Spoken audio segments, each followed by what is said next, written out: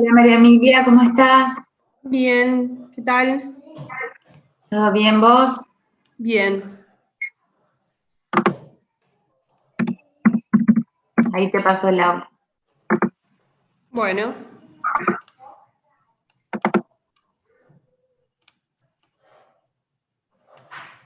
Ahí ahí está. estamos. Listo. Muchas gracias. Nos vemos. Chau, chau. Buen fin de. Adiós. Igualmente.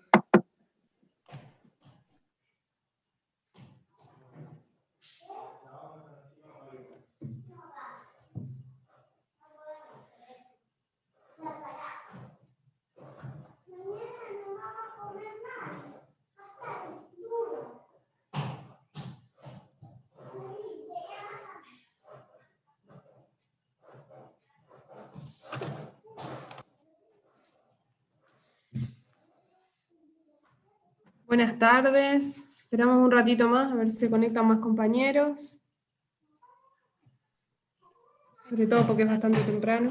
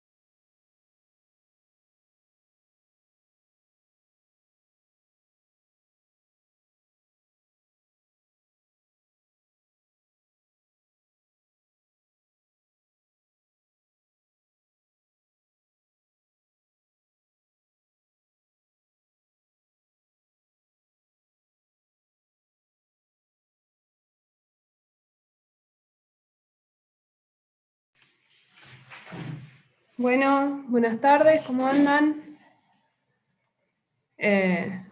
Si tienen ganas de habilitar los Buenas tardes, profe. videos, así no estoy yo sola acá. La clase de hoy es intentar finalizar con las unidades 4 y 5, ¿sí? Digamos, que ustedes puedan sacarse las dudas que tienen sobre Marx y Weber, y comenzar a hacer una breve introducción sobre la unidad 6, que yo hoy se las habilité para que ustedes la puedan ir leyendo, ¿sí? ¿Pudieron leer los textos de las unidades 4 y 5, los textos de Hell? ¿Les Sí, surgió profe, alguna yo de la duda? 4. Sí. No, que le decía que yo pude leer hasta la 4. Perdón, pensé que nada tenías más. alguna duda. Si ustedes vieron, el texto de Hegel es bastante claro respecto a la teoría marxista y la teoría weberiana. Recuerden que para el examen son las unidades centrales, más importantes, digamos, la noción de Weber sobre el Estado ustedes la tienen que saber, tienen que poder dar cuenta, y es la noción de Estado que nos sirve para entender todas las unidades que vienen ahora. Por eso yo hago tanto hincapié en que si tienen dudas, aprovechen esta instancia, porque por el foro nadie hizo ninguna pregunta, entonces aprovechen esta instancia para sacárselas, así después podemos seguir avanzando. La unidad 6, que es la que vamos a empezar a ver hoy, vamos a seguir la semana que viene, un poco habilita el pensar los vínculos de otros autores argentinos, con Weber, para pensar lo que sucede en América Latina, ¿sí? Por eso es tan importante que Weber lo entiendan en profundidad, digamos, que logren entender la lógica, que puedan pensar las diferencias con el marxismo, para así poder entender las próximas unidades que vienen, sobre todo la unidad 6 y después las 7 y la 8, que son democracia y regímenes no democráticos, ¿sí? Que son las dos unidades vinculadas a regímenes políticos. ¿Alguna duda que tengan? Profe, yo tengo una duda, Sí, decime, Camila. no sobre las unidades, digamos, sino sobre el examen. Sí. Porque vio que usted dijo que tendríamos que elegir un tema y explicarlo. Pero hay veces que usted dice, esto es pregunta de examen, Porque y los no lo regulares explica. no solamente deben preparar el tema, yo si se acuerdan en una de las primeras clases se los dije, los regulares preparan un tema, pero después se les puede preguntar de cualquier unidad. Lo que se suele hacer es, si el tema está bien preparado y está bien dado y se nota que de ese tema se sabe, se les hace algunas preguntas que quizá vinculan al tema con las otras unidades. Por eso yo siempre los molesto con esto de que ustedes vayan como pensando los vínculos entre las unidades, porque suele ser esa la lógica para el examen de los regulares, ¿sí? Ya les digo, la excusa del tema es para que ustedes comiencen el examen con algo positivo, digamos, con aquello que más conocen o con lo que más cómodos se sienten. Y después eso va a habilitar preguntas que pueden estar referidas al tema y a la unidad que están tratando, o que los puede sacar. Suele pasar que si el tema está mal dado, es muy probable que lo saquen de la unidad. ¿Se entiende? Porque lo que necesitamos es que ustedes demuestren que más allá de que el tema no está bien dado, estudiaron y saben la materia. Cuando el tema está bien dado, las preguntas que se hacen después siempre, no les digo que son sobre el tema, pero sí siempre intentan que sean vinculaciones del tema. Entonces, ¿con esto qué quiero decir? Bueno, si ustedes preparan la unidad 6, que es sobre Oslak, y qué sé yo, preparan el pensamiento de Oslak sobre el Estado en América Latina. Ese puede ser un tema. Preparan Oslak. Va bien el tema, y bueno, lo más probable es que te preguntemos, bueno, en Oslak, ¿qué encontramos de Weber? ¿Sí? O vos te referiste a la definición de Estado que da Oslak, que es muy parecida a la de Weber. En Weber, ¿qué es la burocracia? ¿Se entiende el hilo? Claro, sí, profe, ¿Sí? sí, sí. Por eso yo siempre les digo esto de la pregunta de examen y demás, para que ustedes vayan como pensando cuáles pueden ser esas preguntas, esas maneras de preguntar del examen, que por ahí no, por estos medios no lo podemos hacer, digamos, capaz en clase es más fácil que ustedes se den cuenta, en una clase presencial, que ustedes se den cuenta qué preguntas los docentes hacen, porque quizás surgen de las mismas charlas que de las clases presenciales. Como estos encuentros son virtuales, por ahí ustedes no se animan tanto a participar, y eso hace que no tengan ni idea de qué tipo de preguntas hago yo, de qué tipo de preguntas hacen los otros docentes, porque además es muy probable que les toquen otros docentes que les hagan preguntas, ¿sí? Entonces, siempre yo hago esto, decirles estas preguntas de examen y demás, porque me parece que está bueno que ustedes vayan viendo cómo son las preguntas que hacen los docentes de esta cátedra, ¿sí? Que vayan pensando cómo podrían responderlas. Sobre todo, lo mío es mente utilitarista, es que ustedes como que, digo, puedan ir, ¿ustedes qué quieren? Aprobar la materia. Eso como se hace a través del examen. Entonces, que puedan ir pensando cómo llegar a ese aprobado, ¿no? Por eso. Pero les repito, y esto es algo que no tengo problema en decirlo, hay un tema para los regulares, después de eso se pregunta de toda la materia, dependiendo cómo va el examen. Si el tema está muy bien dado, es muy probable que no sea necesario llevarte por todas las unidades, si el tema está mal dado, te van a recorrer todo el programa. Y con los libres, se los digo para que lo sepan también, en estos exámenes no estamos trabajando con bolillero, obviamente, entonces se les propone a los alumnos que en ese momento que si tienen algún tema preparado o si hay algo con lo que se sientan más cómodos para empezar, que arranquen con eso y después se le pregunta de toda la materia también, ¿sí? El libre en la modalidad presencial sacaba dos bolillas y bueno, y después de vuelta se quedaban en esas dos bolillas, pero si estaban muy mal esas dos bolillas, capaz que se los llevaba a alguna otra unidad, ¿sí? Pero en esta modalidad de Zoom, de exámenes por Zoom, a los libres también se les está dando la posibilidad de que ellos elijan con qué arrancar. Y después se les pregunta de toda la materia. Agus, profe, ¿ya corrigió todos los trabajos? No, todos no. Arranqué por un par. Ténganme paciencia. Tengo entre todas las comisiones, creo que casi 120 trabajos por corregir. Así que voy lento, tranquila, leyendo los compañeros a los que les corregí, que son poquitos, creo que son 8 o 7. Pueden ver que les hice comentarios de cada pregunta, entonces ténganme, voy a intentar corregirlos en las próximas semanas, pero les pido por favor que me tengan paciencia porque tengo muchos. Sí, ustedes son la prioridad porque son los primeros que terminaron, entonces van a ser los primeros que voy a corregir, pero voy a poco.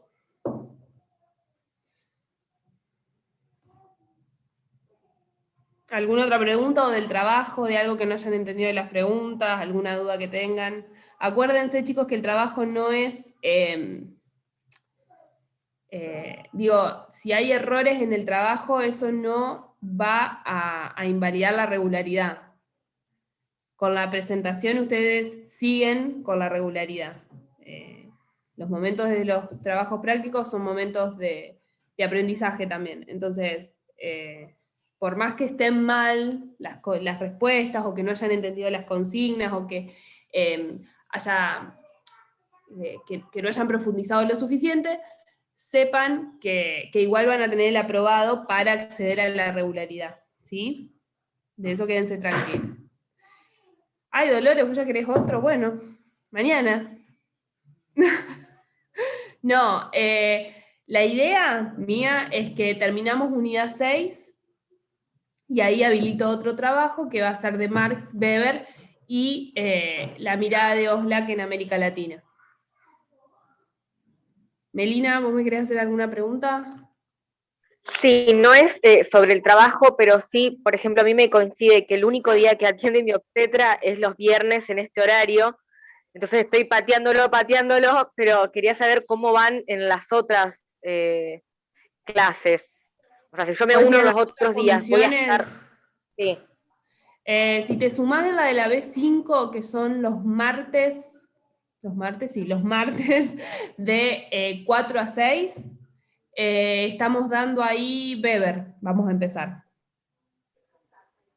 O sea, que van uno más atrás que... Sí. Ah. Así que si vos te querés sumar Bueno, no, sigo en pateando. ese... No, pero no lo patees. O sea, de Es que última cuando hace me una perdí cosa. la 3, me perdí un montón. Bueno, pero escuchá, hace una cosa. Vos la semana que faltes, me escribís y ahí yo te digo, mirá, no te sumes esta semana en la B5 porque no está en ese tema, sumate la semana que viene, ¿sí? Pero no vas a faltar al Bien, obstetra bien. y al control por eso, ¿no? Por esto, no. Bárbaro, bárbaro. Hagamos así, vos avísame por correo interno y yo te digo, no, sumate Melina la semana que viene, que ahí vas, o sea, la unidad que te faltó, la vas a poder compensar. Buenísimo, gracias. No, de nada. ¿Alguna otra duda? Sobre Weber, porque lo dimos rápido. Lo que ustedes tienen que recuperar del texto de Helt sobre Weber y lo que nos interesa para la cátedra, digo, es este cambio en la mirada que Weber hace respecto del Estado en relación a Marx, ¿sí? Weber no tiene una mirada negativa, no solo sobre el Estado, sino sobre el vínculo entre capitalismo y Estado, ¿sí? Que eso era lo que hablábamos también de Marx, esta problemática que Marx ve en que el Estado sirve a los intereses de una única clase y que encima es de la clase dominante. Y la clase capitalista, ¿no? Weber no mira eso, él analiza el vínculo entre Estado y capitalismo a lo largo de la historia, él un poco hace también ese análisis, pero él no lo mira como algo negativo, él no va a decir, no, realmente el Estado sirve a los fines del capitalismo. Por el contrario, él va a decir, bueno, sí, al capitalismo le sirve todo lo que tiene que ver con los derechos para la propiedad privada, con esta idea de liberalismo y demás, pero también es cierto que el capitalismo le sirve al Estado, ¿sí? Él da vuelta un poco también esta idea de Marx. Él va a ver que el Estado se sirve del capitalismo para desarrollar, ¿qué cosa principalmente? Toda esa red de instituciones sobre la cual construye legitimidad, ¿no? Toda esta burocracia. Esa es una idea que me gustaría que la recuerden, digamos, ¿no? Ese vínculo que hay entre Estado y capitalismo, que es diferente al vínculo que ve Marx. La definición de Estado, ¿sí? Fundamental, porque aparte es la definición de Estado con la cual, digo, la cátedra construye el programa, ¿sí? Si ustedes tuvieran que decir, bueno, la cátedra de Puig, ¿es marxista o weberiana? Es weberiana, ¿sí? Entonces, por eso es tan central esa unidad. Perdón, estoy justo leyendo la pregunta de Enrique. ¿Es Enrique o es Roberto? Porque ahora entré en duda. De este programa. Estoy hablando de la unidad 5, pero para hacer el paso a la unidad 6. La semana pasada dimos la unidad 4 y 5, que son las unidades de Marx y de Weber, y hoy vamos a dar la 6, que es sobre un poco el pensamiento de Oslak sobre América Latina, que vamos a ver con quién se relaciona de los dos autores. Esa definición de Estado de Weber tiene ciertos elementos que nosotros también los vimos con O'Donnell, si se acuerdan, en la primera unidad. La cuestión del territorio, la cuestión de las reglas, esta idea de que es una comunidad política y de que en esa comunidad política la autoridad está dada porque el Estado es la única institución que tiene la coacción física legítima, ¿sí? O sea, no hay nadie más que tenga la violencia y que pueda ejercer la violencia en el marco de un Estado. Vuelvo a repetir la idea que siempre digo de, ustedes no pueden salir y matar a alguien, no sé, que les roba. Por más que hay casos en donde se haya hecho. Eso es ilegítimo. ¿Quién tiene la legitimidad, no digo de matar, pero sí de actuar como policía? El Estado. No lo tengo yo. Eso va a ser central en la mirada de Weber, y es, de todas las características que todos los autores dicen que tiene el Estado, para Weber, la cuestión de la violencia legítima es la característica principal del Estado. Es la que lo hace diferente a cualquier otra institución. ¿Sí?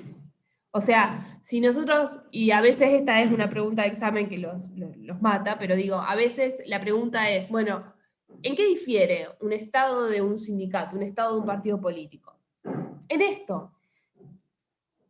En los dos hay elecciones, en los dos, no sé, tienen una organización burocrática, los dos, no sé, recaudan. Sin embargo, la diferencia está dada en ese actuar de policía que tiene el Estado legítimamente y que no lo tienen los otros. Weber lo dice en sus libros, no necesariamente el Estado tiene que hacer uso de esa violencia física legítima, pero sí reconocer que tiene la capacidad de usarla. Por eso, digo, ahí hay como un entendimiento de que no necesariamente el Estado tiene que actuar por violento. No necesariamente tiene que ser un Estado despótico. Pero lo que dice es, la capacidad de la violencia la tiene. Y eso lo diferencia. En esa definición, cuando habla de las reglas,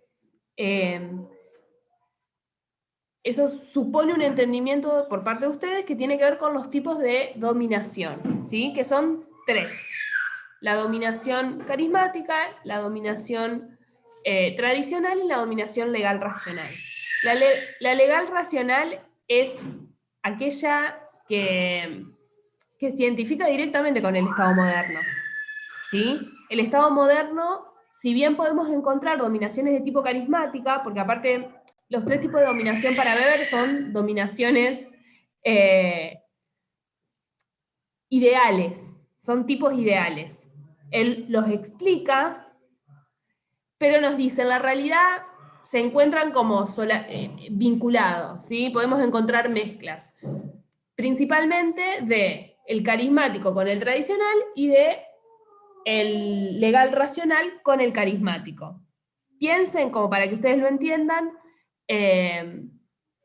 piensen en las elecciones, ¿sí? Piensen en los candidatos. Ahí vemos esa mezcla de dominación. ¿Por qué? Porque tenemos un sistema de reglas que establece cómo se elige, por ejemplo, a un presidente, pero a su vez esa elección depende un poco del vínculo de carisma que los ciudadanos tengan con aquellos que eligen, ¿sí? Luz, ahora me fijo bien las páginas en Helt, ¿sí? Ya leí la pregunta, pero no te puedo responder así de una porque no lo recuerdo. Entonces, que ustedes puedan explicar estos 3 tipos de dominación también es sumamente importante. Tienen que poder entenderlos. Esos tipos de dominación implican la base de la legitimidad del tipo de régimen en el que nos encontramos. Las monarquías van a tener un tipo de régimen, no las de ahora, digo, la sociedad feudal, por ejemplo, ¿sí? Sostenido sobre todo en sociedades, en sistemas de dominación tradicional. Actualmente, en el Estado moderno, la base es la dominación legal racional, ¿sí? Justamente ¿por qué? Porque la legitimidad del sistema está sostenido sobre reglas. Y esas reglas, y la validez de esas reglas es lo que da legitimidad al sistema.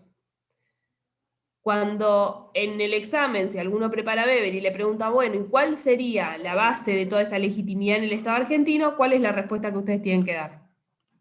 A ver si entendieron. En nuestro sistema, ¿cuál es la base de la legitimidad? ¿La Constitución o no? Exacto, sí. Bien, Celeste, la Constitución. ¿Sí? En la Constitución están las bases que le dan legitimidad al sistema y que le dan validez. Fíjense cuando una norma emitida por el legislativo, en algún punto se discute su inconstitucionalidad. Para Weber, esos son momentos donde se pone en crisis el sistema. ¿Por qué? Porque justamente se está diciendo que hay una norma que está funcionando, que está vigente, que va en contra de la base del sistema. Y por eso la importancia de la Corte Suprema en poder definir o dirimir si realmente son o no inconstitucionales ciertas normas, ¿no? Bueno, yo estoy haciendo como un punteo en mi mente de qué es lo que... Y mientras voy viendo el texto de Hell para responderle a Luz. Esto es básico, digamos, que tengan en cuenta las diferencias entre los tipos de dominación y qué implica. Y después que cada tipo de dominación también va a tener su tipo de funcionario. ¿Cuál es el del Estado moderno? Y que es sumamente importante, la burocracia. Otra definición que también deberían poder manejar. Y cuando hablamos de burocracia en términos weberianos, y esta es una salvedad que hay que hacer, no solo estamos hablando de la burocracia que se nos viene a todos a la mente, que ¿cuál es?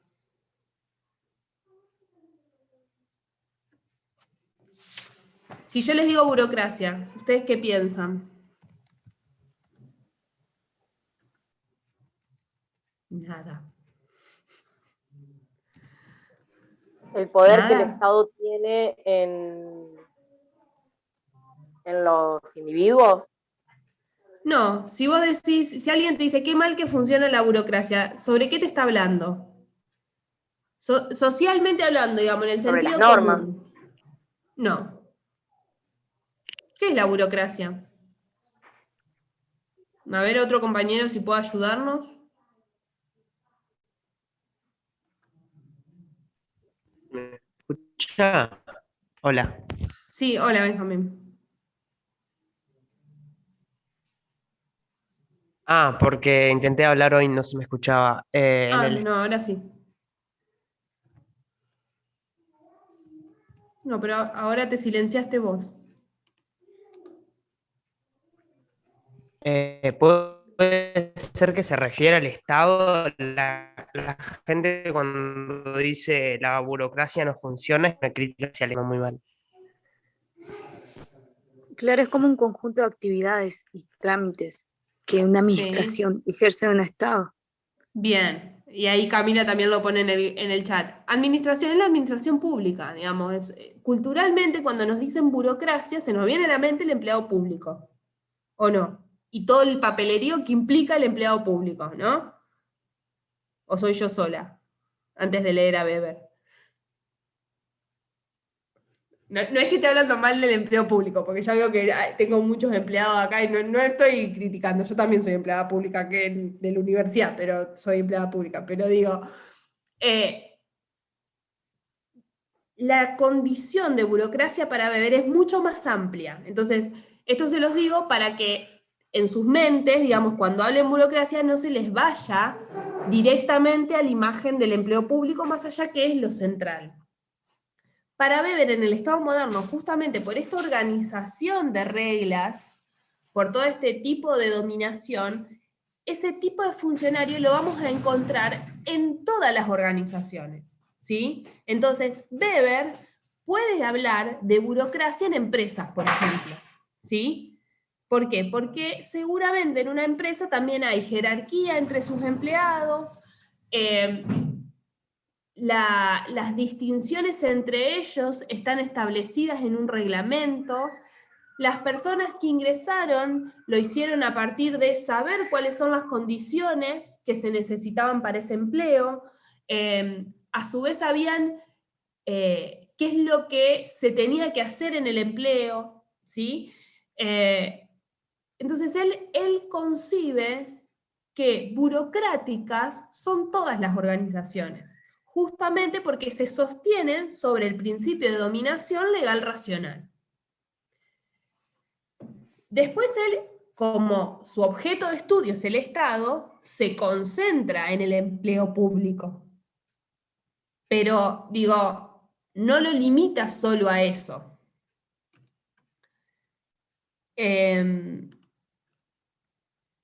Bien, eso también era otra cosa que les quería decir. Y mientras sigo buscando lo de los tipos de dominación, porque quizás ya veo que yo lo leí en Help. No estoy tan loca. Igual no, profe, eran los tipos de legitimidad de los que estabas hablando. No los tipos. Bueno, igual son los mismos, digamos. Yo a veces, el tipo de dominación define el tipo de legitimidad. Son las mismas palabras, digamos, ¿sí? O sea, podés hablar de legitimidad legal racional, porque es la legitimidad que se sostiene en la dominación legal racional. A eso me refería.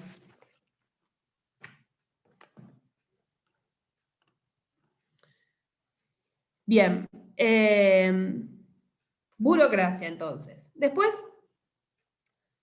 otra cuestión que yo no sé si se las dije en la clase que tuvimos, es la importancia no la importancia, sino el análisis que Weber hace respecto de, dentro de la burocracia, el vínculo que esta burocracia administrativa tiene en el Estado con los políticos. Y acá Weber nos va a marcar como un dilema en el Estado moderno, que es que muchas veces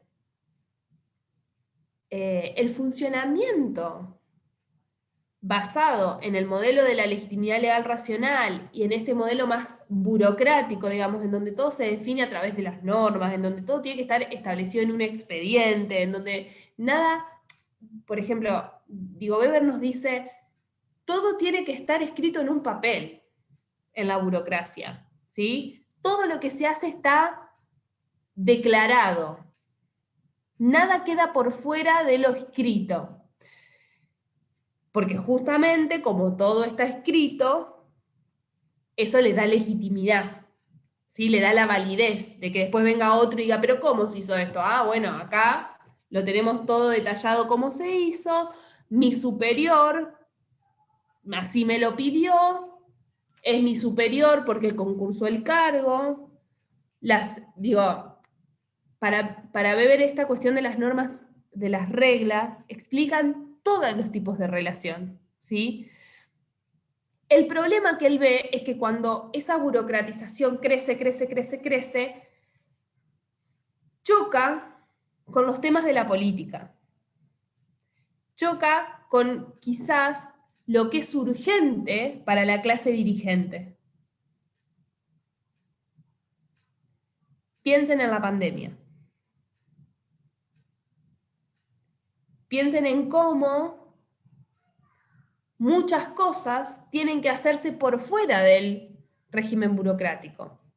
Y para Weber, esto no tiene que ver con un error del sistema, sino que tiene que ver justamente con que crece tanto la burocratización y la racionalización de la burocracia, hay cada vez más leyes, cada vez más escritos, todo está arreglado, que cuando un tema ingresa a la agenda política y los dirigentes necesitan tratarlo, chocan con los mecanismos burocráticos que tiene el Estado para hacerlo. Piensen en cómo se tuvieron que responder ciertas necesidades de la pandemia. Y que eso, les digo más, o sea, hubo un gran cambio en este sentido con la reforma del 94. ¿Por qué? Porque hasta ese momento no había decretos de necesidad y urgencia. Y los decretos de necesidad y urgencia, ¿qué hacen? Le permiten al presidente reglar, normar, legislar, sin pasar por el Congreso en determinados temas. Después, obviamente, por más que lo legisle, después el decreto tiene que pasar por el Congreso, lo hace, obviamente que lo hace por otros canales y no los que nosotros conocemos como para que se comience una legislación. ¿Pero por qué les digo esto? Porque, por ejemplo, imagínense si no hubieran estado esos DNU, lo difícil que hubiera sido, por ejemplo, canalizar el presupuesto para salud. Primero, ustedes piensen que todos los años, en diciembre, se discute el presupuesto para el año siguiente. En diciembre del 2019, si bien hay algunos que dicen que todos estábamos al tanto de esta situación, no teníamos por lo menos yo, chicos, yo brindé no pensando que íbamos a estar en esta situación 2020-2021. Entonces se hizo un presupuesto que, si bien obviamente hay una parte que puede ser utilizada a discreción, en ese presupuesto ya se distribuyen cuánto va a tener cada ministerio. Llegó la pandemia en marzo. Teníamos un sistema de salud que por lo menos no estaba preparado. Y hubo que rediscutir ese presupuesto y enviarle a salud de todas las provincias dinero para que pudieran prepararse. Eso sin un DNU hubiera sido imposible. O hubiéramos tardado meses. ¿Por qué? Porque se tenía que reunir el Congreso. En marzo recién están en sesiones extraordinarias, ni siquiera son las ordinarias. Es decir, no es que en marzo el Congreso no está funcionando cotidianamente. Entonces, hubiera sido un caos.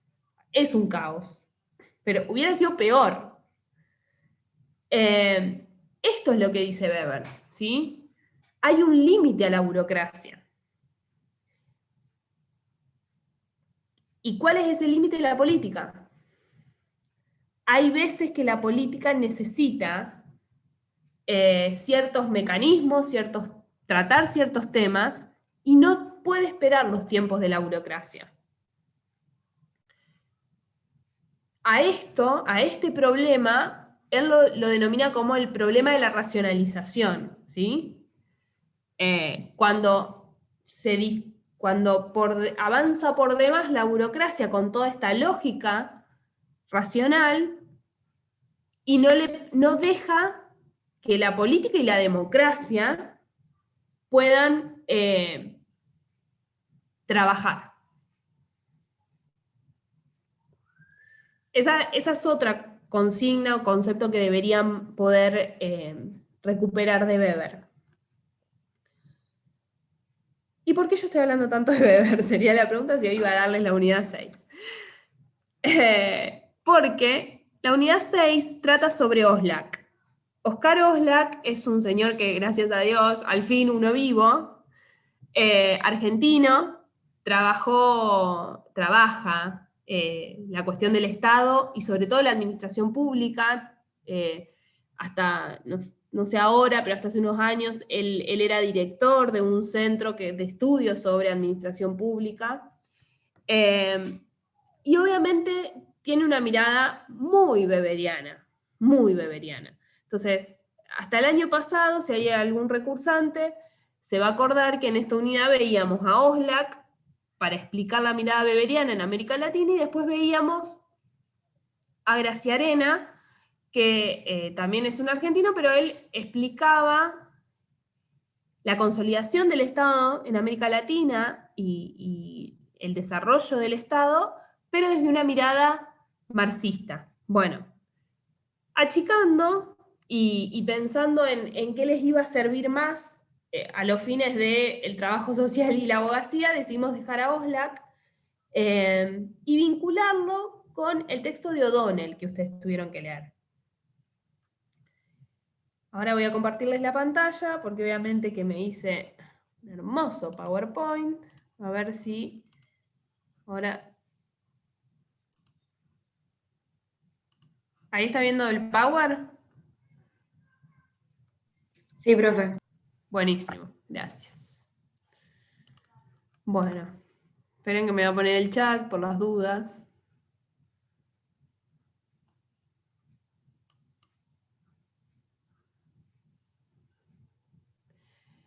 En esta unidad, ustedes tienen 2 textos y un video. De los 2 textos, uno es el de O'Donnell, que tienen que trabajar 2 capítulos. El capítulo 3, que es el que ustedes vieron en la unidad 1, y además se incorpora el capítulo 4. Y el texto de Oxlack, en donde él nos explica toda la formación del Estado argentino a lo largo del tiempo, ¿sí? desde el proceso revolucionario, podríamos decir, e intenta encontrarle a cada momento digamos, las bases de lo que él denomina la estatidad. ¿Sí? El concepto de Oxlack para referirse al Estado y que nos hace pensar en la idea de Estado weberiano es el concepto de la construcción de estatidad. Y bueno, él nos muestra cuáles son todas esas características a lo largo del tiempo. Y después tienen el video que está subido en la presentación de la unidad de Centeno, que él tiene otra mirada sobre cómo se construye el Estado en América Latina. Y los contenidos básicamente es pensar el Estado que se construyó en América Latina y en Argentina a partir de la perspectiva de Oxlack, ¿sí? Y grábense a fuego que Oxlack tiene una perspectiva weberiana. ¿Por qué es pregunta de examen? Y a veces no suelen vincularlo. Oxlack se basa como O'Donnell, que veíamos por allá en la unidad 1, como O'Donnell se basan en la definición de Estado de Weber. Y cuando ustedes los lean, si quieren escucharlo pueden buscar videitos de ellos, digo, cuando los lean van a ver que tienen hasta las mismas palabras, digo, hablan de instituciones, hablan de reglas, hay como todo un marco conceptual común. Eso es lo que ustedes tienen como que empezar a dilucidar, ¿sí? Este está hablando de fuerzas. Si habla de fuerzas, capaz que es más marxista que weberiano, porque Weber no habla de fuerzas. A pensar el pensamiento de Oxlack, tenemos que sumarle la cuestión conceptual. Bueno, ¿qué definición de Estado dan? ¿Qué es el pueblo? ¿Qué es la nación? ¿Qué es la ciudadanía? Este último punto es lo que vamos a trabajar hoy, que es la mirada de O'Donnell, ¿sí? Y que es como el agregado de O'Donnell a la definición de Estado de Weber. ¿Se acuerdan se acuerdan de la unidad 1? O quedó allá en abril-mayo. Recuerdan que hablábamos, yo acá lo tengo si quieren para recuperar un poco. A ver. ¿Se acuerdan que nosotros hablábamos de que O'Donnell, para explicar qué es el Estado, él como que lo desagrega en características, ¿sí? Él establece qué define a un Estado, qué tenemos que encontrar si pensamos que algo es un Estado. Y a su vez nos explica históricamente cómo se construyó.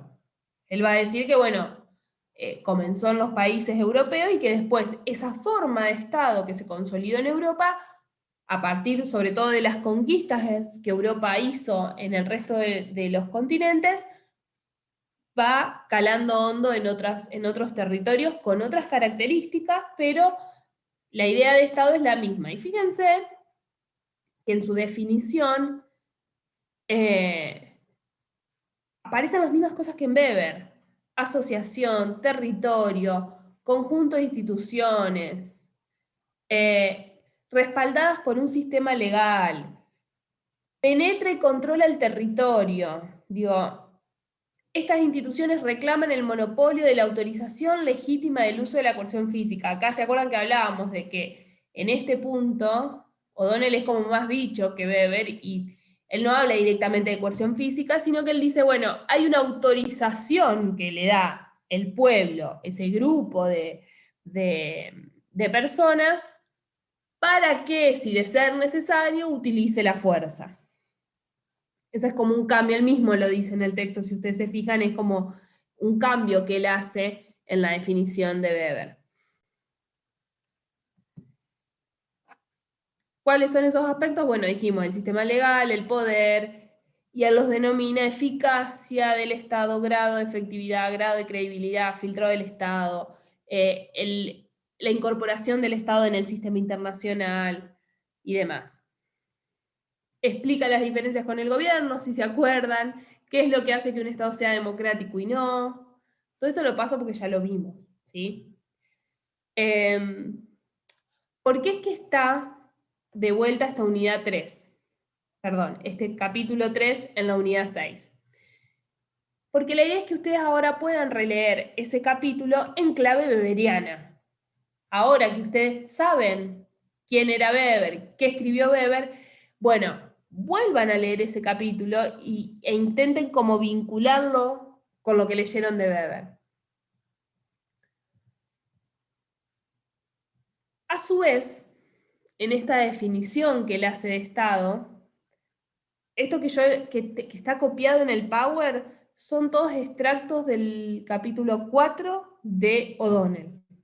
Se los digo para que lo sepan, no es nada, no es esta cabeza que esté funcionando, sino que copié y pegué.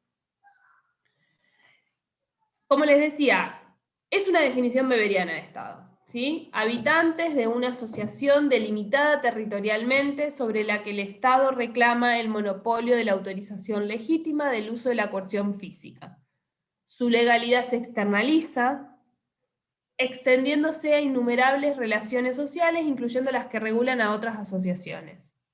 El Estado no solo funciona hacia adentro, sino que logra penetrar a la sociedad y tener esa autoridad para con otras instituciones.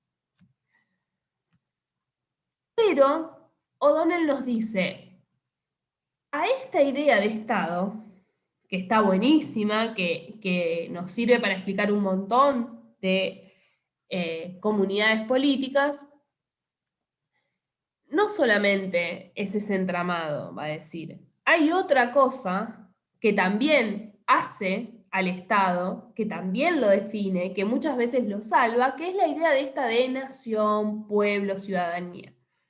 Él dice, toda esta construcción de discurso que se hace en torno a la nación argentina, o a la nación, no sé, por ponerle a la nación francesa, consolida aún más esa comunidad política que es el Estado. Y consolida aún más las instituciones que representan a ese Estado. Esto es lo que él dice que entiende por nación. Solidaridades, construcción discursiva y política reinterpretada por diversos actores, que propone un nosotros colectivos históricamente construido sobre un territorio demarcado que desea ocupar o demarcar y que generalmente se proclama con expectativas de lealtad por encima de las derivadas de otras identidades o intereses de sus miembros. ¿Sí? La idea de nación para O'Donnell tiene que ver con eso, esa idea que se construye, o con la de pueblo. Él dice que a pueblo muchas veces se lo identifica en esta misma línea, que es, bueno, tenemos líderes que utilizan esta construcción simbólica para legitimar el poder estatal. Y seguramente lo han visto en el secundario o en su vida, pero digo, la nación argentina tuvo un periodo en donde la construcción de símbolos y la construcción de la idea de nación fue fundamental para después poder resolver las disputas que generaban la no institucionalización del Estado.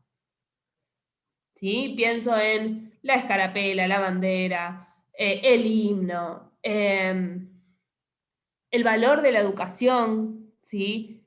El que todos fueran a la escuela para poder construir esta idea de nación.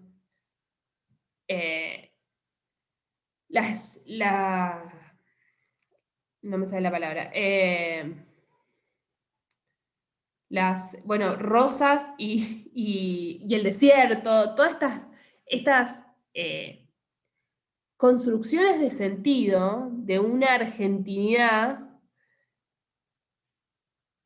que se construye históricamente y que a lo largo del tiempo también tiene distintas aseveraciones.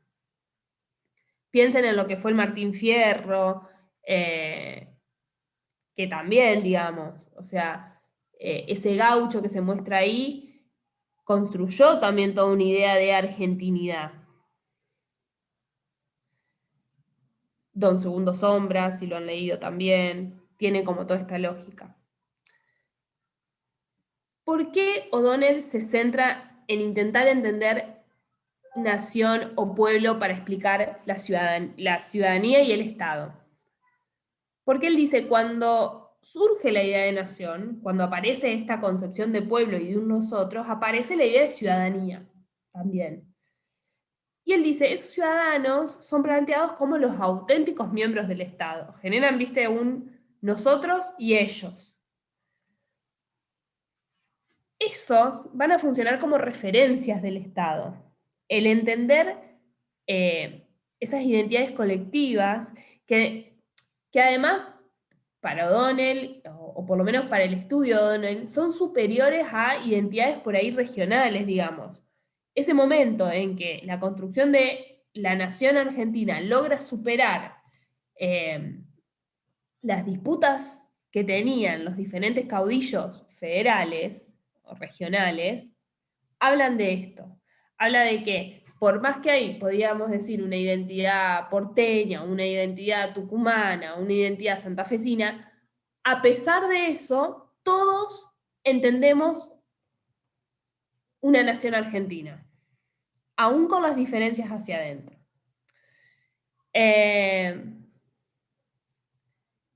Y eso ayuda, ¿por qué? Porque los líderes o esa cúpula que está en el gobierno logran a partir de ello establecer vínculos con la población. Y piensen en los dirigentes que conozcan los usos que hacen de estas palabras. Y no es menor, porque lo hacen en este sentido, ¿sí? Tiene esta lógica, tiene de incorporarnos a todos dentro del mismo grupo y de hacernos sentir parte de algo. Con ello, ¿qué dice O'Donnell? Eso sirve profundamente para después legitimar lo que se hace desde el Estado. ¿Sí? Entonces, no es solo la dominación legal racional. Eso va a ser la base. Pero después tenés todo esto otro que va a ayudar a sostener esa legitimidad legal racional. Y entonces, O'Donnell nos dice, bueno, entonces, ¿para qué sirve el Estado? O sea, ¿qué hacemos con esto? Y él va a darnos varias pautas. Él va a decir, el Estado termina siendo el principal articulador del orden social, ¿sí? Es fundamental. Y acá es donde se ve que más allá de que él habla del pueblo, de la sociedad y demás, es weberiano. Para organizar la sociedad se necesita un Estado. Proporciona el orden, proporciona la previsibilidad en las relaciones sociales, ¿sí? Con esto O'Donnell nos quiere decir, bueno, todo lo que sucede en la sociedad, todas las relaciones que se dan en la sociedad, la capacidad de preverlas, la capacidad de pensarlas o de sostenerlas en el tiempo, están dadas por ese orden que nos provee el Estado. Y a su vez, y acá es donde le suma lo de nación, no solo organiza las relaciones sociales y es el control y es la autoridad y bla, bla, sino que también es la personificación institucional, es donde entendemos que está la simbología de la nación. si ustedes tienen que pensar en la nación, o sea, si ustedes tuvieran que decir una institución que representa a la nación argentina, ¿qué dirían? Ojo. No me digan Messi, es lo único que les pido. Otro. No, digo, si ustedes tuvieran que pensar en una institución que represente, ni Boca, ni River, nada de eso, que represente al Estado argentino, al revés, que represente la nación argentina, ya lo dije, lo spoileé, es el Estado, es la Casa Rosada, ¿sí? ¿Se entiende? Digamos, uno hace esa asociación. Es, no sé, la Quinta de Olivos, si quisieran. Esos espacios que institucionalmente ocupa el gobierno, que representan al Estado, y que en el común denominador de la gente, uno lo identifica con la nación argentina.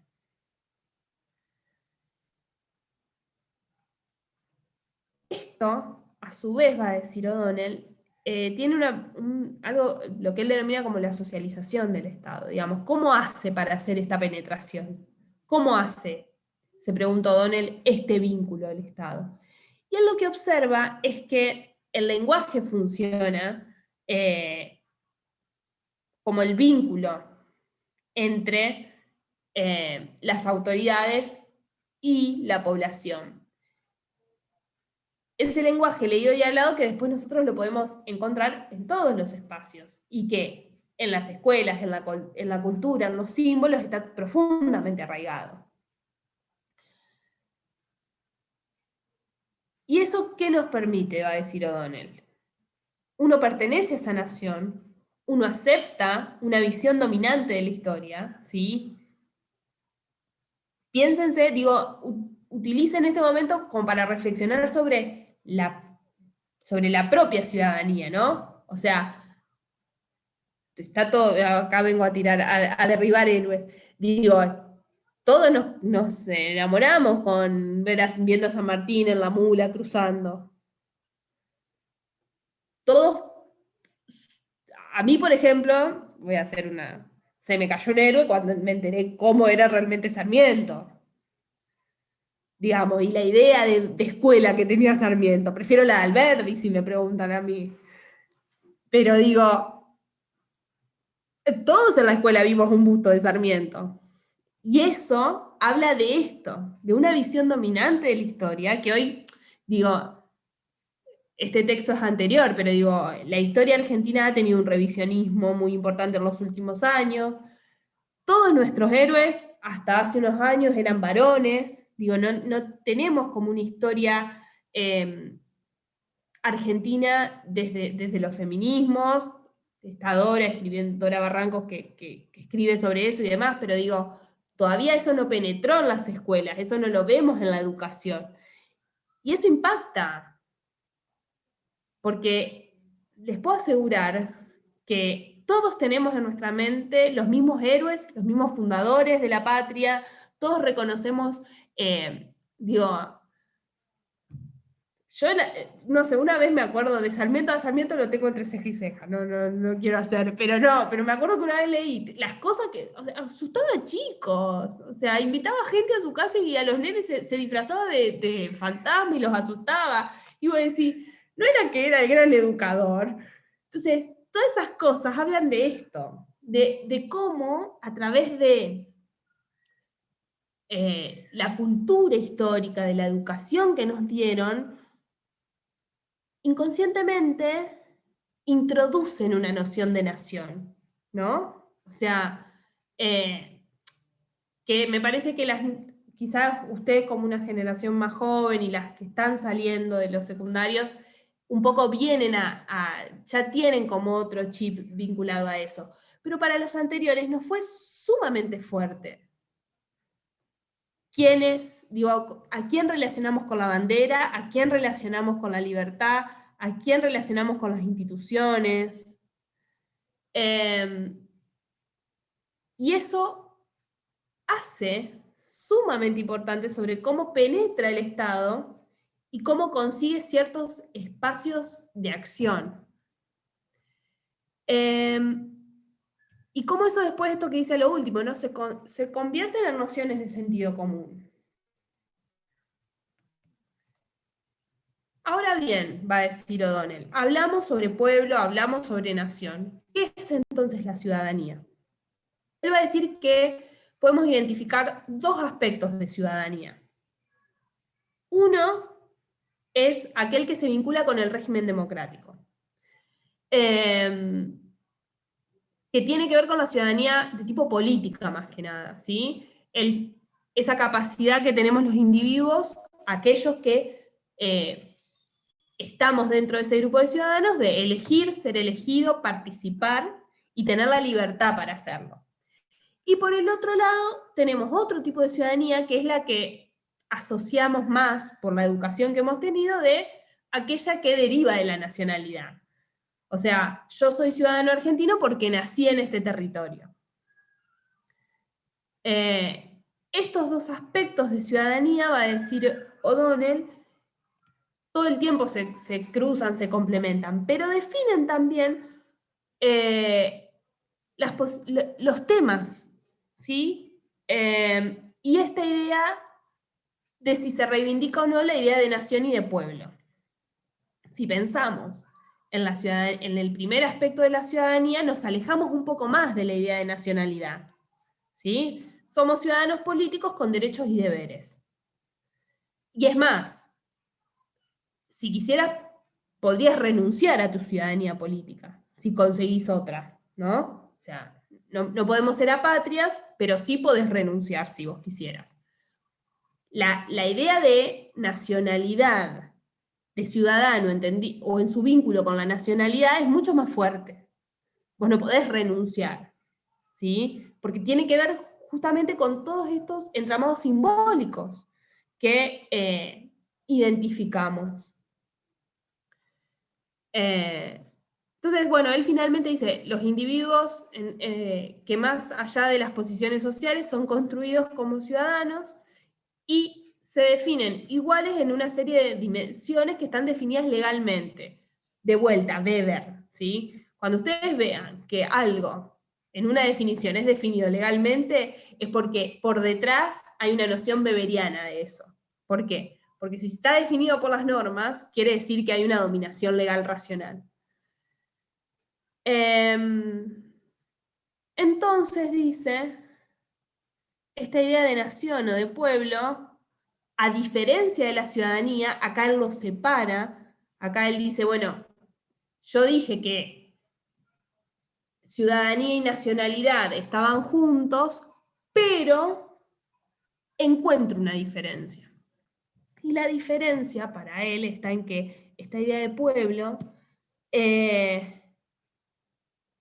una colectividad concreta, dice él, abarcadora, solidaria, o sea, es muy inclusiva, y sus significados evocan a un territorio frecuentemente idealizado como propiedad, ¿no? Y que entonces, a partir de ello, contiene a sus miembros. Y yo, cuando leía esto, a mí se me vino automáticamente Malvinas. Digo, Malvinas, como tema, es un tema de la idea, de nuestra idea de nación, no tanto de la de ciudadanía. ¿No? O sea, toda la reivindicación de Malvinas habla de esto, de que nos quitaron parte de ese territorio idealizado, de esa propiedad.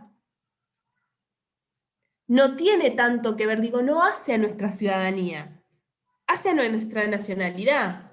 Nos interpela como argentinos, no como ciudadanos políticos de la Argentina, y menos a nuestras generaciones, y acá sí me incluyo, que no lo vimos. Digo, yo nací en el 87. Entonces, obviamente que en mi educación estuvo muy fuertemente marcada la cuestión de Malvinas porque, digo, era la historia reciente, pero para ustedes quizás no tanto. Y sin embargo, en la noción de nación, en la noción de pueblo, Malvinas es una constante. Digo, nos ayudó también en la historia reciente a aglutinar aún más este concepto. quizás ya, digo, cada generación me parece que tiene su interpelación con la nación. Generaciones anteriores quizá lo fueron con los símbolos patrios, quizás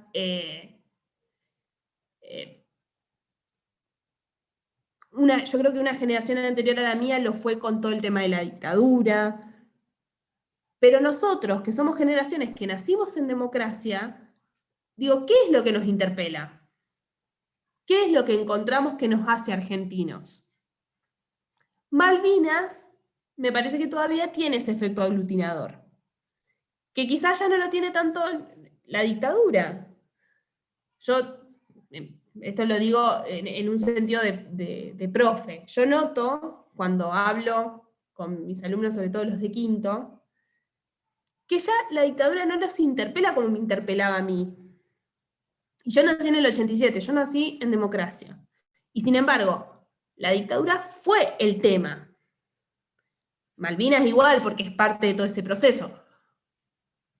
Pero, ¿qué es lo que, entonces pienso en esto, ¿no? Que me parece que O'Donnell nos lo deja ahí picando.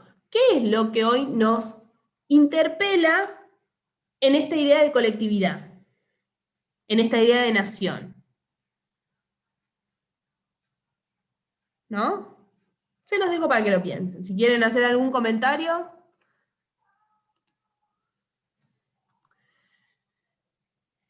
Y acá es donde él, bueno, esto es parte de la conclusión del texto. Él acá un poco nos dice todo esto que venimos hablando. No nos quedemos solamente con la idea de burocracia estatal. No nos quedemos solamente con que el Estado es la institución que en un determinado territorio reclama para sí con éxito el monopolio de la coacción física legítima. No, dice él, los estados no son neutrales, no es solo técnica, ¿sí? Por el contrario, dice, hay relaciones de poder que están en la sociedad y que se condensan en el Estado, que van a tener su traducción ahí. Y que en las mismas instituciones incluso eso se da. Entonces, yo creo que lo que ustedes tienen que llevarse de ese texto y después poner en debate con Oslak y con Weber incluso, es que O'Donnell suma esta idea de lo simbólico y cómo eso también impacta en la cuestión tan burocrática del Estado. Fíjense que en esto último es del final del texto. Los derechos no existen en el aire, no son solamente discursos, son demandas, se pueden perder. Acá me parece sumamente interesante esto que dice O'Donnell, porque es algo que digo, Weber, cuando Weber te plantea, bueno, se construye toda una organización de reglas, de derechos y demás, uno lo piensa como algo estanco, como algo que está y ya está, la Constitución no se modifica. Y acá O'Donnell nos dice, digo, los derechos que se ganan se pueden perder. Entonces, dice él, para que no suceda, para que no se pierdan, lo importante es que esa legalidad que se reconoce tenga el respaldo de lo simbólico. Que vayan de la mano, ¿sí? Ahí está la importancia. ¿Dudas hasta acá? ¿Fui muy rápido? Vuelva a beber, señora. Profe, cuando decís que volvamos a lo simbólico, ¿a qué te referís? A que los procesos de legalidad, digamos, a esta idea de que si salen leyes, que esas leyes también vayan acompañadas por el vínculo con la nacionalidad. Me parece que O'Donnell está apuntando a eso, a decir, bueno, tenemos una ciudadanía política, se eligen ciertas cosas, hay procedimientos para que ciertos derechos se den, y está perfecto. Ahora, si la sociedad no reconoce un derecho, vos vas a tener los mismos problemas por más que sea la norma más válida que exista. Y los vuelvo a interpelar en su cotidianeidad. Piensen en el aborto, piensen en su... Bueno, esto ya no es su cotidianidad, pero digo, piénsenlo también, el divorcio, piensen en matrimonio igualitario. Digo, fueron todos temas que sin derecho, en un montón de situaciones, por un lado estaban totalmente validados. Pienso en el divorcio y pienso en el matrimonio igualitario. Y por el otro lado tenés un derecho que sí estaba validado en la norma desde el año 21, desde 1921, y sin embargo tenías ciertas zonas en tu territorio en donde no estaba socialmente legal, donde tenías espacios institucionales del Estado que lo negaban. Y no estoy hablando, estoy hablando desde antes de la ley de IBE, ¿sí? Cuando todavía teníamos ILE, cuando teníamos ley de interrupción legal del embarazo, que había ciertos condicionantes. Bueno, aún teniendo esos condicionantes y teniendo situaciones donde se tenía que hacer, las mismas instituciones te lo negaban. Ahí es donde podríamos pensar en esta idea, en decir, bueno, entonces no es solo burocracia, entonces no es solo técnica, ni tampoco es solamente la validez legal, porque claramente las relaciones sociales, institucionales, políticas, invalidan la validez de la norma, ¿no?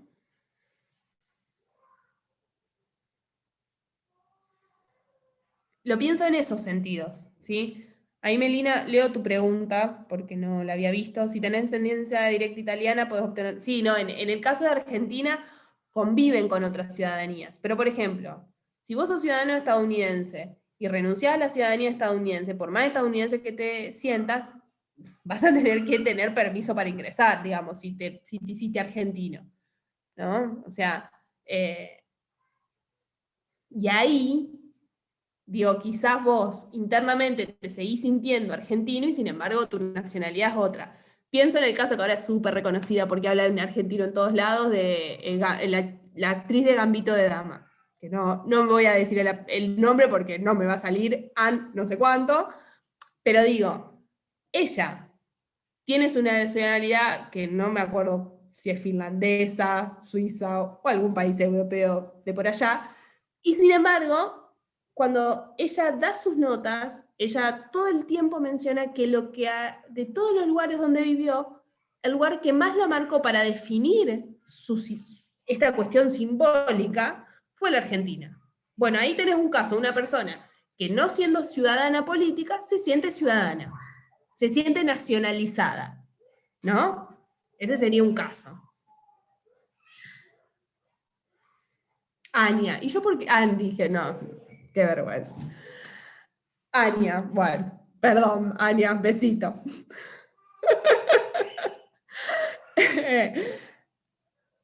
Otro caso para hacerlo más gracioso, digo, esta mujer, ahora no me van a salir los nombres porque obviamente, Caterífulo, que el año pasado o el anterior creo fue la noticia de que habían logrado la ciudadanía argentina. Yo pensé que era ciudadana argentina hace como 20 años, la tenemos acá dando vuelta y no. Entonces ahí también, digo, ella misma decía, yo siempre me sentí argentina, pero por alguna razón no hice la ciudadanía y que qué sé yo. Entonces ahí es donde esos dos tipos de ciudadanía chocan, en esos casos. ¿Se entendió más o menos el texto de O'Donnell, digamos, la idea, lo que agrega, lo que incorpora? Sí, pero entendí. Buenísimo. ¿Alguna otra duda?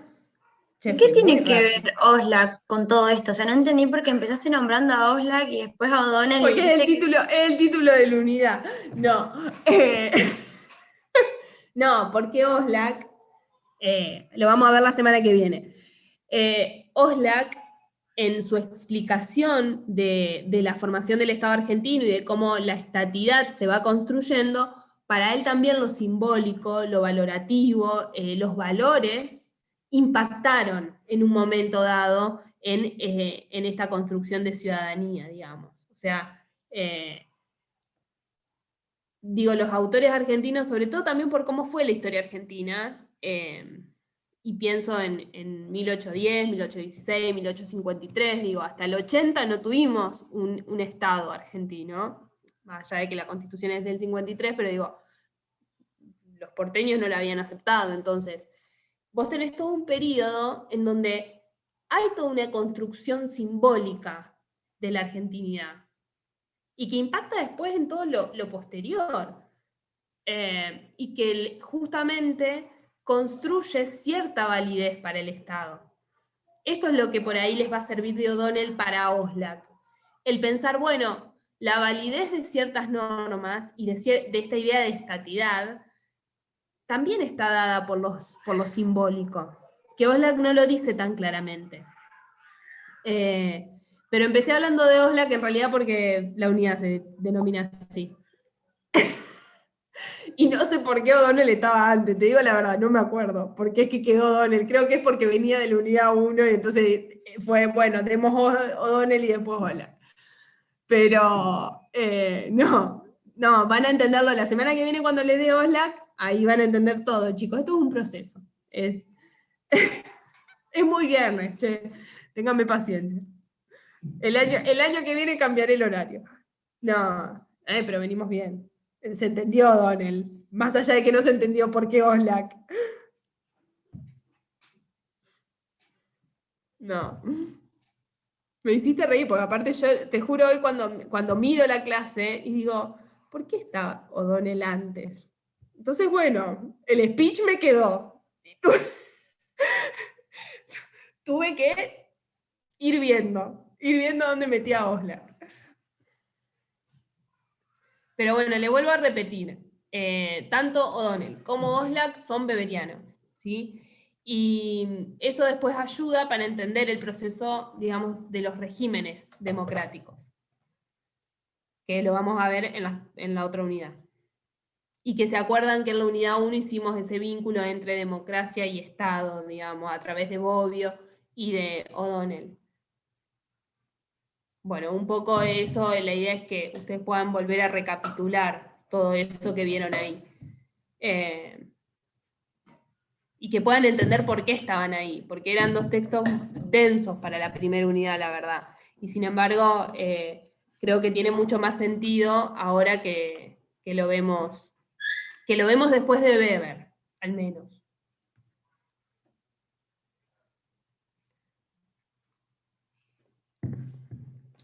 ¿Alguna otra duda del trabajo que les haya quedado? Profe, yo tengo unas dudas, pero sí. Del tema te las hago al final de la clase porque son varias y capaz hay gente que se quiere ir. Como quieran. Son relacionadas con Weber por las dudas. Bueno. Se van a querer quedar entonces. No sé, bueno, la clase, digamos, o sea, el tema ya llega hasta acá. Ahora empieza todas las preguntas que tengan. Mis comentarios respecto, ya les digo, del trabajo, los voy a ir corrigiendo a medida que pasen estas semanas. Les vuelvo a repetir, ténganme paciencia, porque los voy leyendo uno por uno, voy viendo qué es lo que mejor les sirve como devolución a cada uno. Ya tienen habilitada esta unidad 6, tienen un foro por si tienen que hacer dudas, si tienen alguna consulta, tienen los dos textos. El texto que no está es el capítulo 3 de O'Donnell, porque está en la unidad 1, ¿sí? Entonces no se los iba a volver a subir. Pero sí está el capítulo 4 de O'Donnell y el texto de Oslac sobre la formación del Estado. Y ahora, no sé si alguna, además de Luz, ¿alguien tiene alguna consulta? Profe, yo no, es una consulta sobre el examen. Sí. Perdón que siempre hago dudas sobre el examen, pero es que le tengo un miedo y no me quiero... No hay problema. Chicos, otra cosa que les digo, está bien que ahora ya pasó el turno, pero pregunté en la última mesa y la titular de cátedra y el resto de los adjuntos me dijeron que si ustedes quieren pueden entrar y ver los exámenes, porque son públicos. Yo pensé que quizá había que consultarle a cada alumno, porque digamos, entra solo el alumno, ingresa a la sala de examen, pero me dijeron que pueden ingresar a ver. Ahora ya se los digo por ahí, si alguno no se va a presentar en el primer llamado, bueno, utilícenlo si quieren entrar y ver cómo son los exámenes, ¿sí? No, Ivana, lo dije al principio. Espérame, Camila, que contesto esto del trabajo. Empecé a corregir, creo que corregí 8 o 7, tengo como 100 y pico, ni quise hacer la suma entre todas las comisiones para no deprimirme, y bueno, voy lento, empecé por esta comisión, porque ustedes fueron los primeros que entregaron, así que en las próximas semanas ustedes van a ir teniendo el aviso. Yo les pongo de vuelta una calificación cualitativa y siempre les hago una devolución, así que les va a llegar la notificación. ¿Y qué les iba a decir? Y otra vez, para la regularidad era la presentación del trabajo, ¿sí? No importa que el trabajo esté mal. Con la presentación del trabajo ustedes siguen jugando por la regularidad.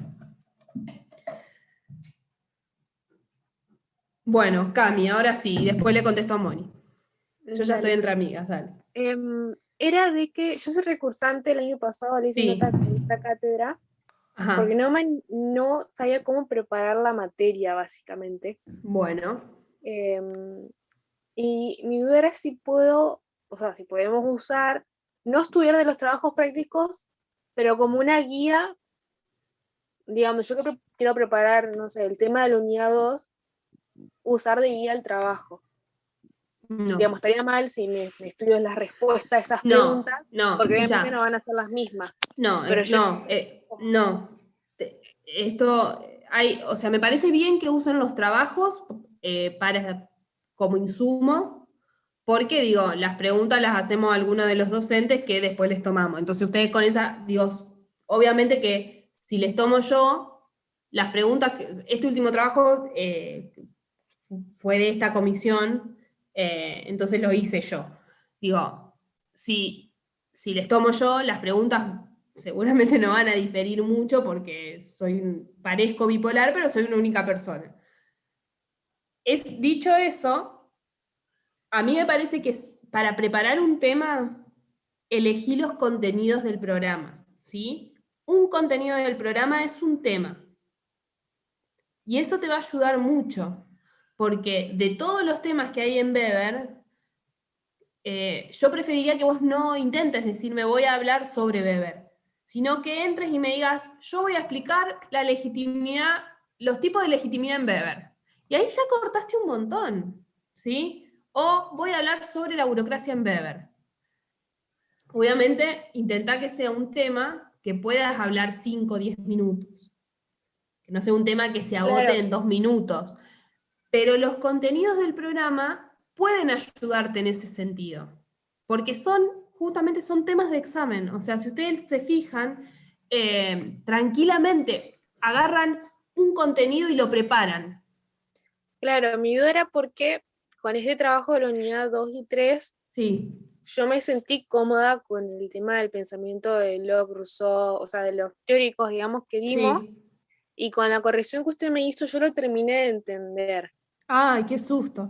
Sí. Entonces, no, está bien, pero por eso, entonces como me siento cómoda con ese tema, yo decía como abarcar esas unidades 2 y 3 y usar de base, o sea, obviamente no me voy a estudiar esas preguntas porque sé que es obvio No, que no yo son lo que las te quiero mismas. decir es que el trabajo no agota la unidad, ¿me entendés? Quizá el trabajo hace referencia a algún contenido, pero no a todos. Entonces, claro.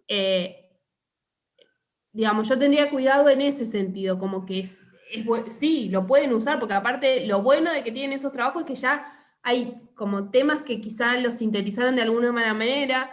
Yo igualmente les diría que los completen a los trabajos, para todos, digamos. O sea, si ustedes lo van a usar como insumo para el examen, bueno, llénenlo de texto, llénenlo de bibliografía. Claro, a eso me refiero yo, profe. Digamos, si usted me hizo esas preguntas es porque es esencial del tema para que lo entendamos. Por eso decía, pero no se agota ahí. Pero no se agota ahí.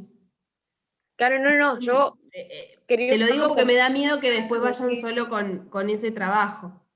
Claro, no, eso obviamente lo sé porque sería estudiarme las preguntas que obviamente no van a ser las mismas. No, o solamente concentrarte en las vas- preguntas del trabajo, ¿entendés? No es solamente eso, porque como usted dijo al principio, va a haber preguntas a otros temas. Yo decía cómo usar de guía de que esa información no se me escape a la hora de Ah, estudiar.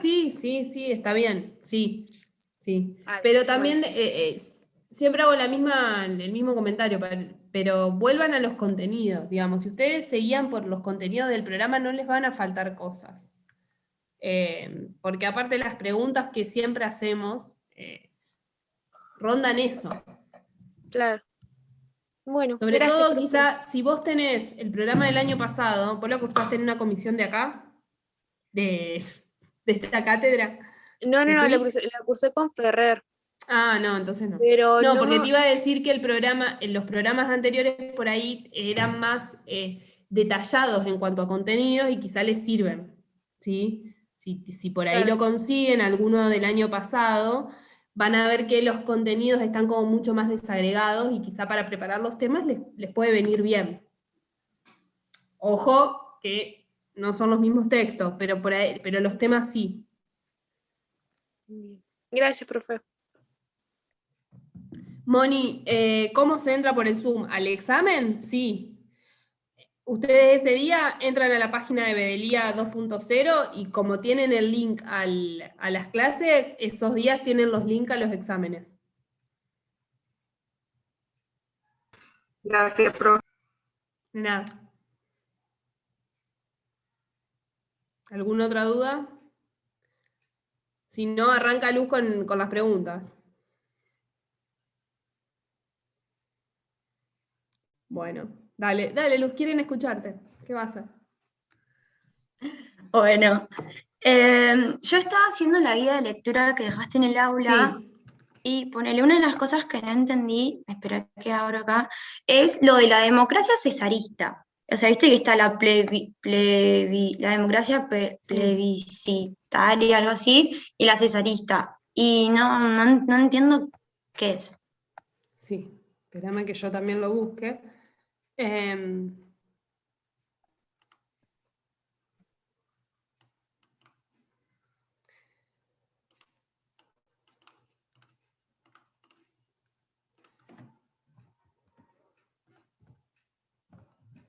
Yo estoy pensando que capaz esa pregunta quedó del texto de Weber y no está en Het. Ahora que pienso. Por eso te necesito a vos, Luz, ¿ves? ¿Te das cuenta? O sea, no, estaba por ejemplo, la otra democracia es algo con plebiscito, no me acuerdo bien. Sí. Está escrita, pero No, en la Hel democracia la nombra, cesarista, o a sea, lo la que hace nombra la referencia. cesarista. Sí, a lo que hace referencia con eso es a la construcción de la democracia en términos imperialistas, sería. En términos imperiales, ¿sí? Pensá en el César. Viene de ahí la palabra, ¿sí? Entonces, a lo que hace referencia es cuando hay un líder más bien centralista, ¿sí? En donde no hay tanto juego del legislativo. La plebiscitaria, por el contrario, la idea de plebiscito también hace referencia a eso, ¿no? Hay un juego democrático mucho más amplio y vinculado al Congreso.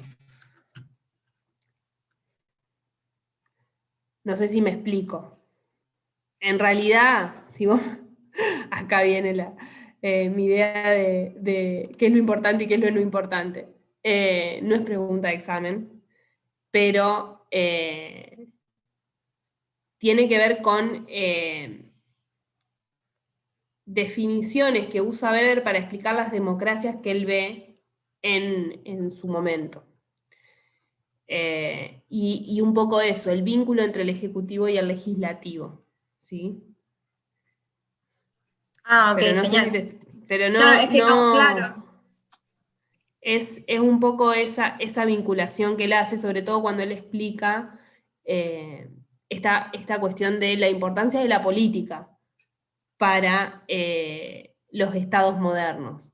Y ahí él empieza como a hacer todo un recorrido respecto de, bueno, en los estados modernos la democracia, en los estados modernos la política está asociada a la democracia, digamos, son regímenes democráticos. Entonces, en esos regímenes, él identifica estos dos tipos de formas de democracia que tienen que ver un poco con cómo se construye la validez de las normas después, ¿sí? De dónde surgen, cómo se construye ese liderazgo y esa legitimidad del sistema, ¿sí? Acá lo encontré donde está, cuando explica lo de las variantes.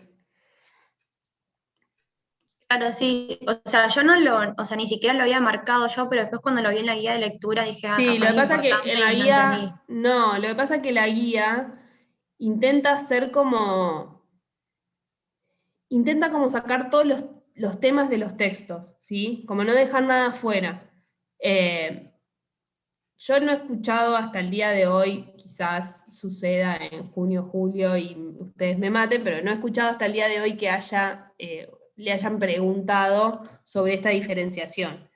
Pero tiene que ver con esto, con identificar cómo son los tipos de liderazgo y de validez de las normas en los sistemas democráticos. ¿Por qué? Porque vos pensás que en estos sistemas la norma surge del poder político, ¿sí? La burocracia puede, como son los funcionarios, llevan adelante las normas, pero no las crean. Entonces Weber un poco estudia cómo se crean esas normas y ante eso establece las democracias o el liderazgo plebiscitario y las democracias cesaristas. Claro, sí, entendí. Bien. Y después Sí. había también otra pregunta. Dice, ¿por qué Weber no cree en la sociedad comunista a la que Marx aspira? No Ahí entendí. ahí es un poco lo que hablábamos al principio de la clase. Weber no ve de manera negativa el vínculo entre Estado y capitalismo. Y es más, para él en los estados modernos, los funcionarios son importantes, pero así también el poder político. Porque ¿qué hacen estos líderes políticos para Weber? Incorporan esos temas que la burocracia por sí sola no va a tratar. Ante ello, este comunismo marxista, primero que es una sociedad donde no hay representación, porque cada uno se representa a sí mismo. Entonces, Weber lo que dice es, yo estoy viendo sociedades que cada vez crecen más, que cada vez se hacen más complejas, institucionalmente hablando. O sea, justamente hoy cuando hablábamos del problema de la racionalidad para Weber, ¿qué significa eso? Va pasando el tiempo, la burocracia crece, crecen el papeleo, crecen las reglas, crecen las normas, crece la racionalización. Dice, en sociedades tan complejas como esta, con sistemas de jerarquización y de representación tan complejos como los que hay en las democracias, es imposible pensar que en algún momento vamos a pasar de eso a una democracia directa, entre comillas, como tendría que ser la sociedad comunista a la que aspira Marx. Y sumado a eso, vos tenés una sociedad comunista o un comunismo en donde el Estado desaparece y donde no hay sociedad política, no hay políticos, no hay líderes. Y para Weber son fundamentales los líderes políticos. ¿Por qué? Porque a través de ellos es de donde ingresan las demandas de la sociedad y de donde surgen la validez de las normas, ¿no? O sea, son los que construyen las normas válidas y son los que incorporan en el Estado los temas que la burocracia por sí sola no trataría. Entonces, tenés como esta doble cara.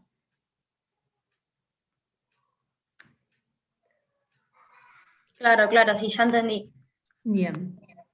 Y aguantame. También dice, ¿por qué el Estado en sentido racional se da en el occidente. El estado racional, parezco un loro, pero es lo que les decía antes de que es el tipo de dominación del Estado moderno. Cuando cuando Weber escribe sus textos y analiza cómo se construye la sociedad capitalista y el Estado moderno, él entiende que el desarrollo del Estado moderno no podría haber surgido en otro lugar que no fuera en Europa. ¿Por qué? Porque ese desarrollo del Estado fue de la mano del capitalismo. Y el capitalismo es un fenómeno occidental. Vos en Oriente no tenés capitalismo. Entonces, en ese momento, ¿no? Pero digo, él dice, como capitalismo y Estado van de la mano porque crecieron juntos, por lo tanto, el Estado moderno nunca hubiera podido surgir en sociedades que no fueran capitalistas. Y acá es otra gran contradicción con Marx, porque entienden que van de la mano, lo que pasa es que lo ve como algo positivo. Y porque la racionalización que él entiende que está en el Estado moderno, también es un proceso capitalista. Él toma ese concepto pensándolo también en las empresas capitalistas. La racionalidad que él entiende en el Estado moderno es algo que también se ve en la fábrica. Entonces, él no entiende que haya una separación, digamos, o sea, son dos fenómenos que surgieron juntos. Entonces, por lo tanto, se tiene que dar en Occidente, no se podría haber dado en otro lado. Claro, ya está. Bien. 3. ¿No hay otra? Me estoy fijando. Ah, el resto puede hacer preguntas mientras tanto. Algo que no hayan entendido de lo que dije, del examen, de los trabajos, de cualquier unidad anterior, aprovechen.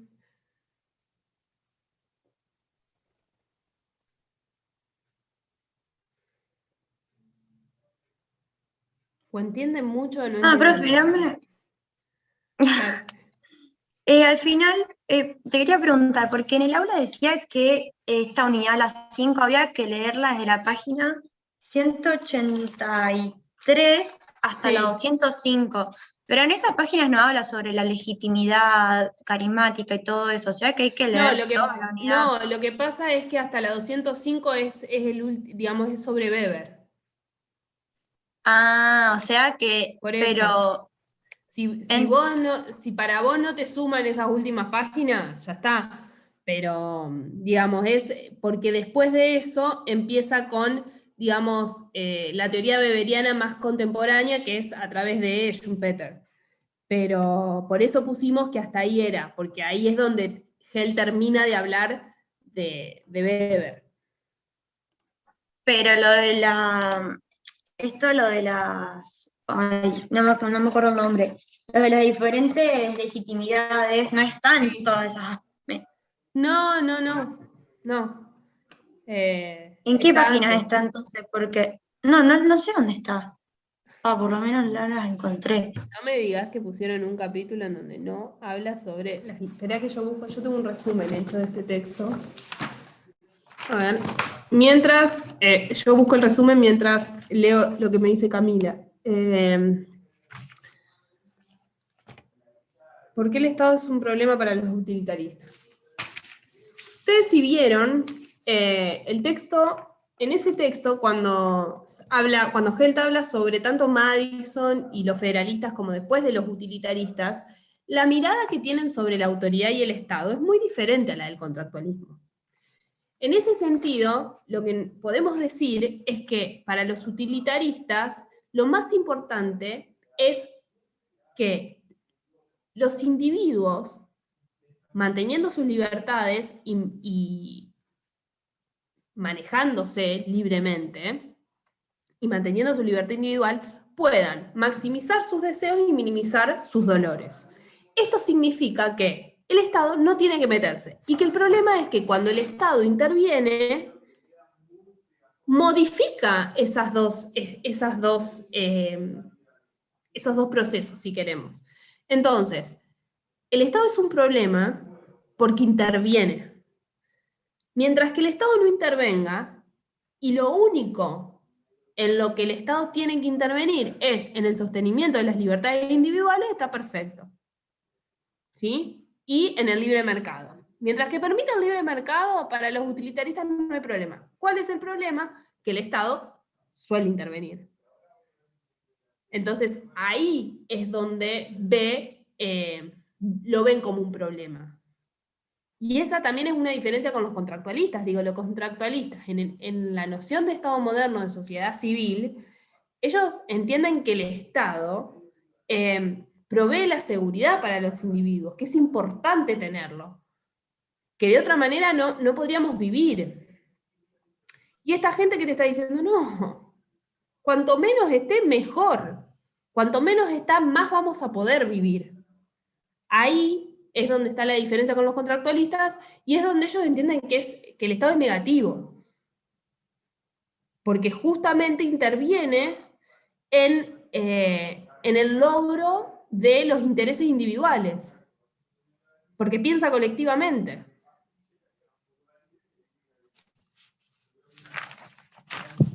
Acá tengo verde.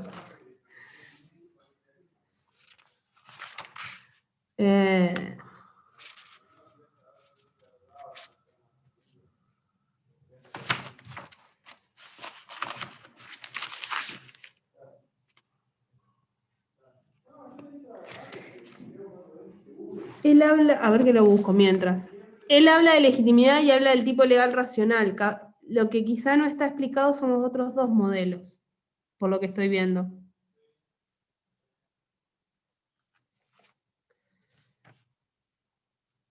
No sé, yo leí hasta la 205 porque después empezaba a hablar sobre otra persona. No, pero está antes. Esperá. Claro, por lo menos yo no lo leí en esos capítulos, capaz no lo interpreté bien, pero no los nombro con esos nombres que vos pusiste poner en el PowerPoint. No, porque el Power, o sea, lo hice en base a Hell, pero usé el conocimiento de mi mente, pero lo de legitimidad está. Espérame que estoy mirando los párrafos.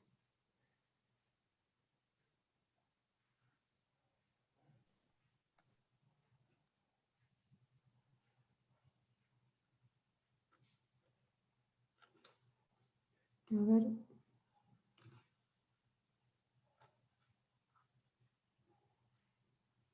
¿Dónde está esto? Salvo que este sea otra edición y yo no entro nunca más al Zoom, si es así, a ver.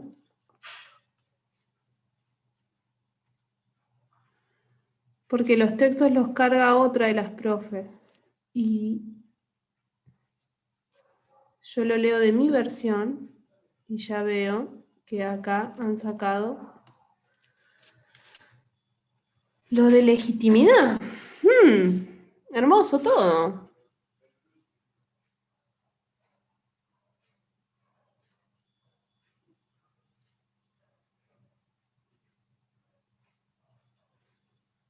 El Estado.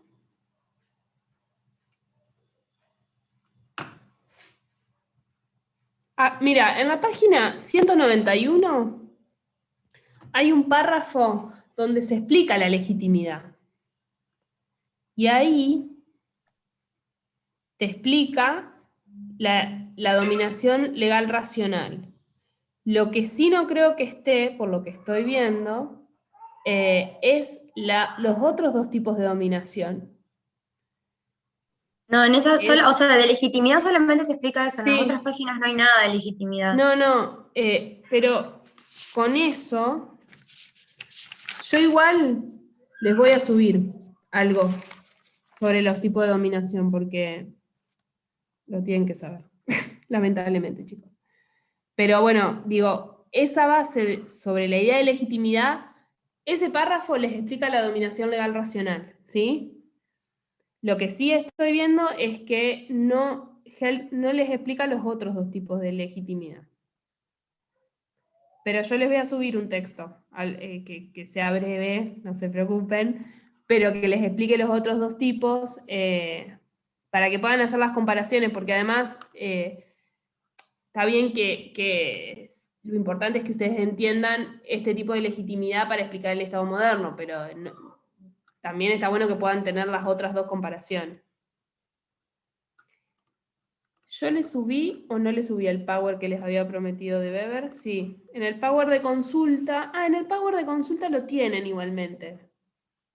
Tienen una pequeña explicación de cada tipo de legitimidad.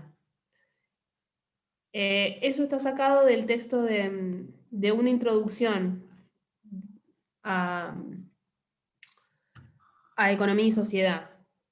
Les podría subir ese texto. Así, no es obligatorio que lo lean, pero si no entienden el resto, que por lo menos tengan eso. Pero bueno, Luz, creo que ya tenés un aprobado por haberte dado cuenta de que no estaban los tipos de legitimidad. Porque como se trabajaba antes con el texto de Weber, se ve que se pasaron, que no estaban los dos tipos de legitimidad, de dominación, va. Bueno. ¿Qué se le va a hacer? Muy bien, muy bien. Cami, ¿se entendió lo del problema de los utilitaristas? Sí, bueno. Mica. No me quedó claro la 4. A ver que mientras yo voy volviendo y me fijo.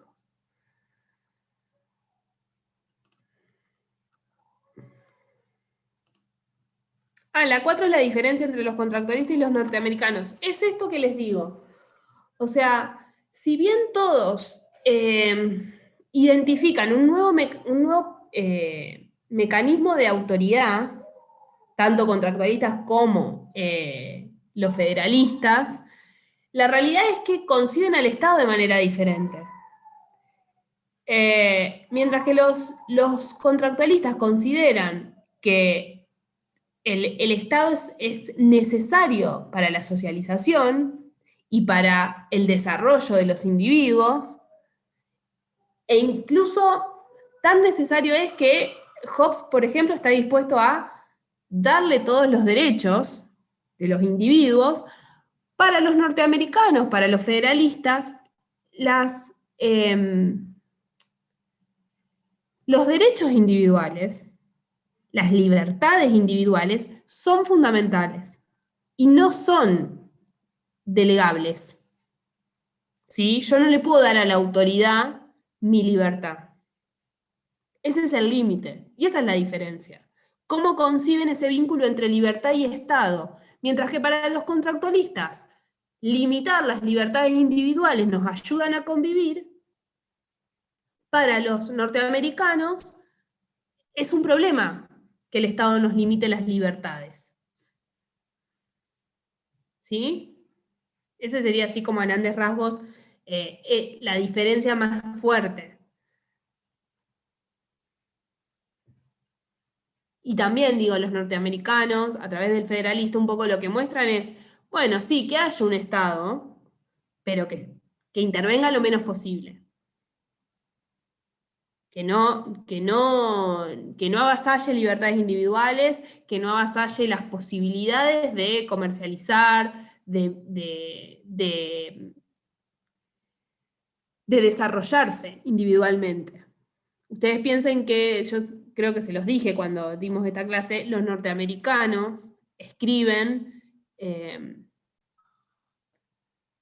luego de todo el conflicto que generó el impuesto al té, puesto por la corona británica.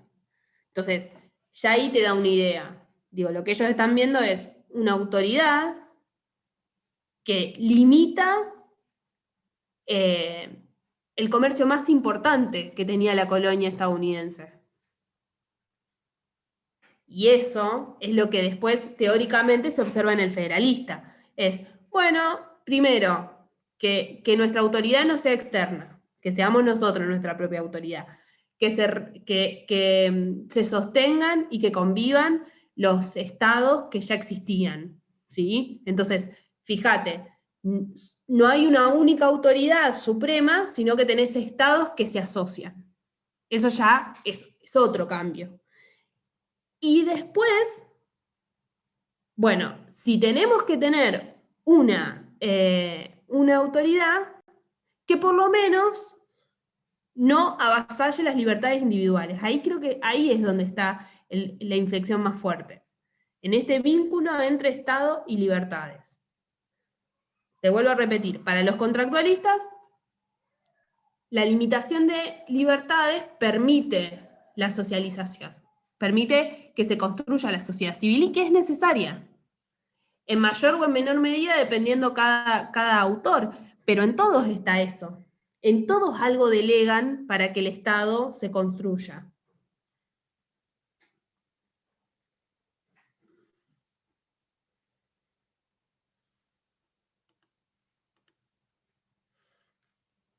De nada. ¿Alguna otra duda?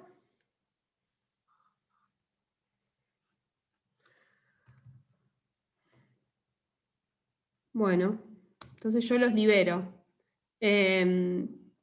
¿Tienen para leer? La semana que viene damos OSLAC, ya que tanto lo pedían. Así que si pueden traer ese material leído para sacarse las dudas, mejor. Adiós, nos vemos. Buen fin de semana, chicos. Gracias, profe. Hasta luego. Gracias. Adiós. Nos vemos.